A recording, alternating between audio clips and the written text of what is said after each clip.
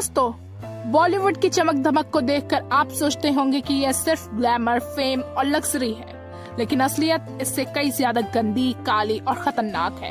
कैमरे के सामने ये स्टार्स चाहे जितने क्लीन और कल्चर्ड दिखें, लेकिन कैमरे के पीछे इनकी पार्टीज, पाउडर और पिल्स वाली दुनिया अलग ही कहानी कहती है। आज हम उठाने वाले हैं वो पर्दा जिसे उठाने से ही पूरा बॉलीवुड हिल जाता है। बॉलीवुड और ड्रग्स का काला सच। कभी सोचा है आपने, आखिर ऐसा क्यों है कि हर साल किसी न किसी बड़े स्टार्स का नाम ड्रग केस में सामने आता है? बॉलीवुड की लेट नाइट पार्टी सिर्फ म्यूजिक और डांस तक ही सीमित नहीं होती, वहाँ होती है व्हाइट पाउडर की लाइनें, एक्सपेंसिव पिल्स और इम्पोर्टेड बॉटल्स। सवाल आपसे, क्या आपको लगता है कि बॉलीवुड की ये पार्टी कल्चर नॉर्मल है या फिर पूरी तरह से गंदी एडिशन का हिस्सा है? कमेंट में बताइए। 2020 की बात याद है ना, जब सुशांत सिंह राजपूत की मौत के बाद एनसीबी ने बड़ा क्रैकडाउन किया था। उस दौरान दीपिका पादुकोण, सारा अली खान, श्रद्धा कपूर, रकुल प्रीत सिंह जैसे नाम खुलेआम सामने आए। चैट्स में लिखा गया था, माल है क्या, हैश अवेलेबल है। सोचिए, ये वही एक्ट्रेसेस हैं जिन्हें पर्दे पर देखकर लोग अपनी बेटियों के लिए रोल मॉडल मानते हैं, लेकिन असलियत ये लोग अपने ग्रुप चैट्स में माल, हैश, वीट कम मेला लगाए बैठे हैं। अब बड़ा सवाल, बॉलीवुड में सबसे ज्यादा ड्रग कौन लेता है? एनसीबी की रिपोर्ट्स और मीडिया लीक्स के मुताबिक कुछ सेलेब्स का नाम हमेशा टॉप पर आता है।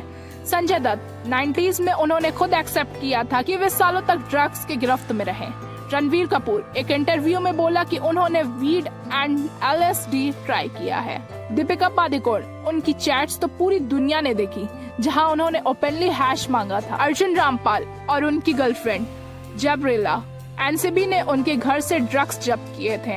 और हाँ, कुछ छोटे स्टार्स जैसे अरमान कोहली, फरदीन खान भी जेल की हवा खा चुके हैं। पर्दे पर संस्कार बेचने वाले स्टार्स असल में यूथ को क्या सिखा रहे हैं? सोच कर देखिए दोस्तों, हमेशा हमारे देश में लाखों लोग रिहाब सेंटर में जाकर अपनी जिंदगी सुधार रहे हैं, लेकिन बॉलीवुड वाले रिहाब से निकलकर फिर उसी चक्करों में फंस जाते हैं, क्योंकि इनके लिए ड्रग एडिक्शन नहीं, फैशन स्टेटमेंट बन चुका है। आपके हिसाब से क्या ऐसे सेलेब्स को फिल्म में मौका मिलना चाहिए या इन पर परमानेंट बैन लगाना चाहिए? जवाब कमेंट बॉक्स में जरूर देना। दीपिका जी, स्क्रीन पर आप नारी शक्ति और फेमिनिज्म की बड़ी बड़ी बातें करते हो, लेकिन व्हाट्सएप पर माल है क्या पूछती हो।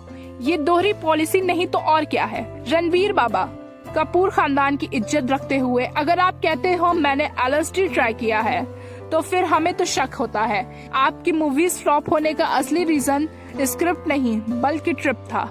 और संजय दत्त साहब, मुन्ना भाई बनाकर ज्ञान देते हो, लेकिन असली लाइफ में माल भाई निकलते हो। पब्लिक को झूठा बनाने से अच्छा है थोड़ा खुद भी सुधर जाओ। दोस्तों, ये सिर्फ गॉसिप या कंट्रोवर्सी नहीं है, ये पूरे इंडियन सिनेमा की इमेज को खराब करता है, क्योंकि जब बॉलीवुड का नाम ड्रग्स से जुड़ता है तो दुनिया भर में हमारे कल्चर और फिल्म्स की इज्जत गिरती है। आज की जनरेशन इनको आइडियल मानकर चलती है, लेकिन अगर आइडियल्स ही पाउडर और पिल्स के पीछे भागेंगे तो आने वाला यूथ कहाँ जाएगा? तो दोस्तों, आज हमने देखा बॉलीवुड का वो गंदा सच जिसे मीडिया हाफ कवर करती है और जनता आधा जानती है, लेकिन सच्चाई यही है, बॉलीवुड के 70 mm स्क्रीन के पीछे छुपा है 70 किलो ड्रग्स का खेल। अब सवाल आपसे, क्या आपको लगता है कि एनसीबी का एक्शन जीनियन है या सिर्फ पब्लिसिटी स्टंट? और क्या इन सेलेब्स को जेल के बजाय रिहाब भेजना चाहिए?